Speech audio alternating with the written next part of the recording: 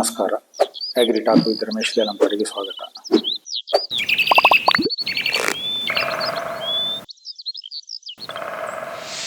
ನಮಗೆ ಮಾರ್ಕೆಟ್ನಲ್ಲಿ ಪೊಟ್ಯಾಶ್ ಅಂತ ಹೇಳಿ ಕೇಳಿದಾಗ ಸಿಗುವುದು ಸಾಮಾನ್ಯವಾಗಿ ಎರಡು ಮಾದರಿಯ ಪೊಟ್ಯಾಶ್ಗಳು. ಒಂದು ಬಿಳಿ ಪೊಟ್ಯಾಶ್, ಇನ್ನೊಂದು ಕೆಂಪು ಪೊಟ್ಯಾಶ್. ಎಲ್ಲ ಕಡೆ ನಮಗೆ ಧಾರಾಳವಾಗಿ ಸಿಗುವುದು ಕೆಂಪು ಪೊಟ್ಯಾಶ್. ಈ ಕೆಂಪು ಪೊಟ್ಯಾಶ್ ಅನ್ನು ಡ್ರಿಪ್ ಇರಿಗೇಷನ್ ಅಲ್ಲಿ ಹೇಗೆ ಕೊಡಬಹುದು ಅಂತ ಹೇಳುವುದನ್ನು ನೋಡುವ. ಮೊದಲು ಪೊಟ್ಯಾಶ್ ಅನ್ನು ಬ್ಯಾರೆಲ್ಗೆ ಹಾಕಿ ಅದರಲ್ಲಿ ನೀರು ತುಂಬಿ ಅದನ್ನು ಕದಡಬೇಕು.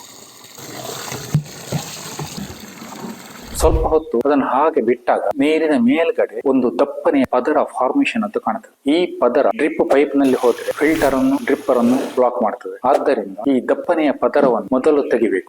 ಉಳಿದ ನೀರನ್ನು ಬಟ್ಟೆ ಫಿಲ್ಟರ್ ಮುಖಾಂತರ ಇನ್ನೊಂದು ಬ್ಯಾರೆಲ್ಗೆ ವರ್ಗಾಯಿಸಿ ಬ್ಯಾಟರಿ ಪಂಪ್ ಮುಖಾಂತರ ಡ್ರಿಪ್ ಪೈಪ್ ನಲ್ಲಿ ಕೊಡೋದಕ್ಕೆ ಏನು ಅಡ್ಡಿ ಇಲ್ಲ. ಜಾಗ್ರತೆ ಬೇಕಾದ್ದು ಅಂದ್ರೆ ಇದನ್ನು ಪಂಪ್ ಆನ್ ಮಾಡುವುದರ ಮೊದಲು ಇಡೀ ತೋಟಕ್ಕೆ ನೀರನ್ನು ಮುಂದಾಗಿ ಬಿಟ್ಟಿರಬೇಕು ಮತ್ತು ಇಡೀ ಪೈಪ್ ನಲ್ಲಿ ನೀರು ತುಂಬಿರಬೇಕು. ಆ ನಂತರ ಬ್ಯಾಟರಿ ಪಂಪ್ ಅನ್ನು ಆನ್ ಮಾಡಬೇಕು.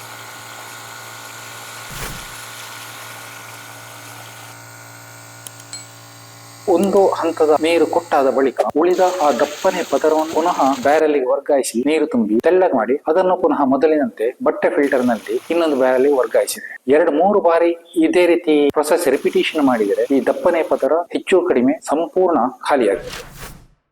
ನನ್ನ ಒಂದು ಅಂದಾಜಿನಂತೆ 50 kg ಪೊಟ್ಯಾಶ್ ಬ್ಯಾಗಿನಲ್ಲಿ ಸುಮಾರು ಒಂದು ಅರ್ಧ kgಯಷ್ಟು ಈ ಮಾದರಿ ಸ್ಯಾಂಡ್ ಪಾರ್ಟಿಕಲ್ಸ್ ಸಿಗಬಹುದು. ಅದನ್ನು ಕಲಬೆರಕೆ ಅಂತ ಹೇಳಬೇಕಾದ ಅಗತ್ಯ ಇಲ್ಲ.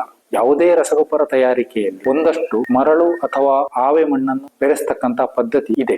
ಇದು ಅದರದೇ ಭಾಗ ಆಗಿರಬಹುದು. ನನಗೆ ಗೊತ್ತಿದೆ, ಈ ಸ್ಯಾಂಡ್ ಪಾರ್ಟಿಕಲ್ಸ್ ಅನ್ನು ನಾನು ಕಲಬೆರಕೆ ಅಂತ ಹೇಳಿದ್ರೆ ಮಾತಿಗೆ TRP ತುಂಬಾ ಹೆಚ್ಚು ಸಿಗ್ತದೆ ಅಂತ ಗೊತ್ತಿದೆ. ಆದರೆ ನಾವು ನಂಬಿರೋ ಸತ್ಯವನ್ನಷ್ಟೇ ಹೇಳಬೇಕಾದ್ದು ಎಂಬ ಕಾರಣಕ್ಕೆ ಬೇಕಾಗಿ ಈ ಸ್ಯಾಂಡ್ ಪಾರ್ಟಿಕಲ್ಸ್ ಅನ್ನು ಕಲಬೆರಕೆ ಅಲ್ಲ ಅಂತಲೇ ಹೇಳ್ತಾ ಇದ್ದೇನೆ.